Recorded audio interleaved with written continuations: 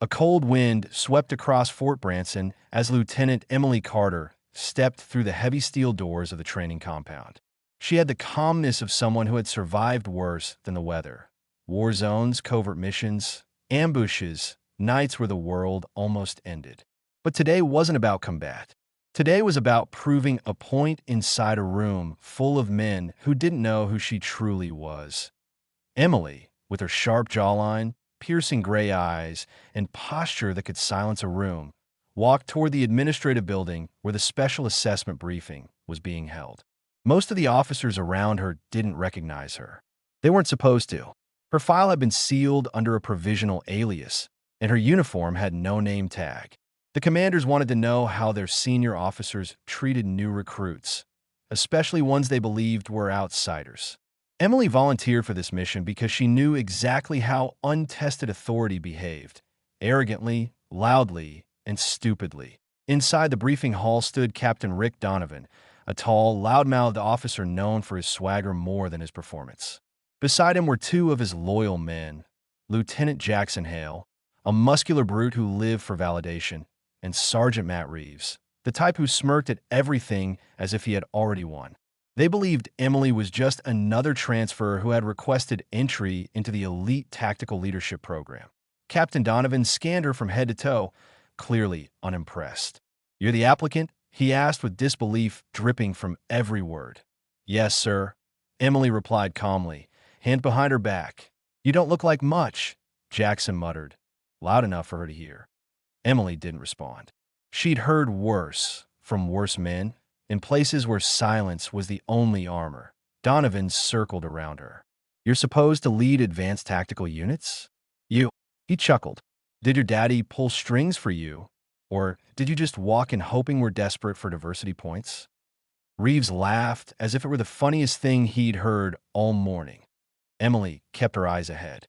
"Sir, I'm here to complete the assessment. Nothing more." "Oh, you'll complete something," Jackson mumbled with a grin. Donovan stopped in front of her.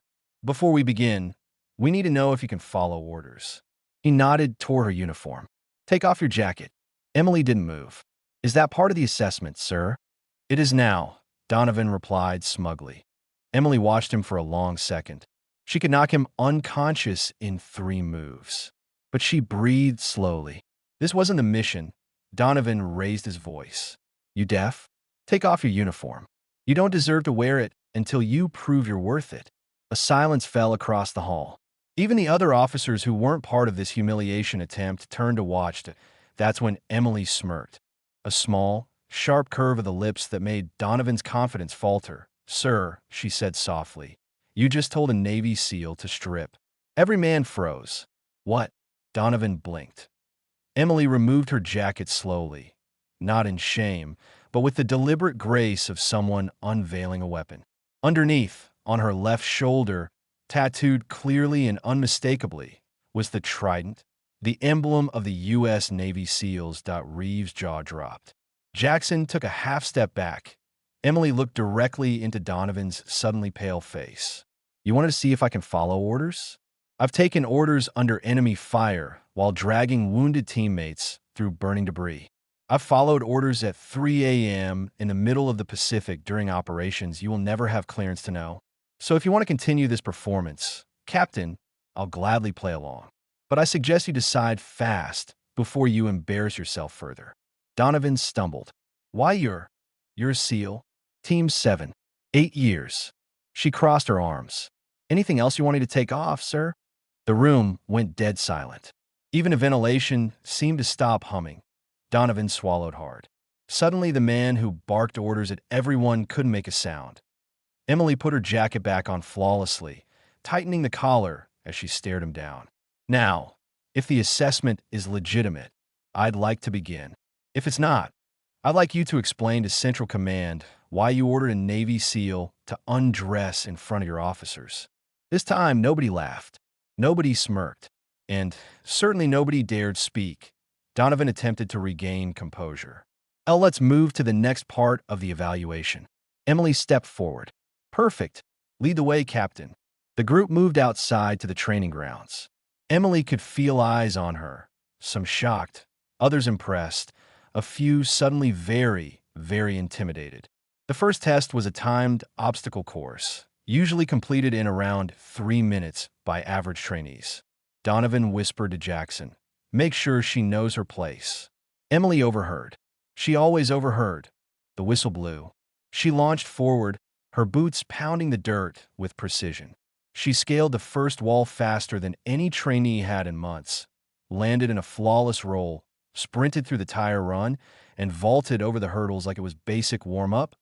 Off to the side, Reeves muttered, "Holy, she's fast." Donovan snapped, "Shut up. She's trying to show off." Emily swung across the rope climb, avoiding the knots with the ease of muscle memory. At the top, she scanned the course for potential sabotage. Donovan had the type of ego that didn't accept humiliation quietly. And there it was, Jackson, standing near the mud pit, ready to shove a metal bar into her path. She approached the pit at full speed. Jackson stepped forward, smirking with his bar hidden low. Emily stopped instantly, so fast her boots skidded across dirt. Jackson stumbled, surprised she halted in time. She leaned in. "Move," she said quietly. "Or what?" Emily didn't answer with words. Her hand snapped out, gripping the bar, twisting it out of his grip in one fluid motion. Before Jackson even processed what happened, Emily tossed the bar aside, sprinted again, slid through the mud pit, and crossed the finish line with a time that shattered the base record. The instructor watching the course stared at the stopwatch in disbelief. 2 minutes, 16 seconds. "That's impossible." "Not for a SEAL," Emily replied. Donovan looked like he had swallowed a cactus.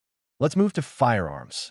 On the range, Donovan expected her to miss, to fumble, to do anything that would make her look average. She didn't. With standard-issue rifle in hand, Emily hit every moving target, center shot, without pausing to re-aim. She transitioned to the pistol with the smoothness of someone who trained until their muscles obeyed without thought. She even performed a rapid 3-shot grouping that landed so tight the instructor said nothing. He just stared at the paper target, speechless.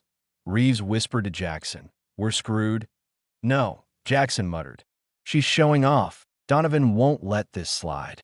But Donovan was slowly realizing something. Emily Carter wasn't showing off. She was simply operating at her normal level. The final assessment was hand-to-hand sparring.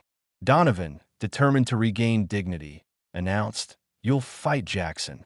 He's one of our strongest." Emily walked into the mat calmly. Jackson grinned.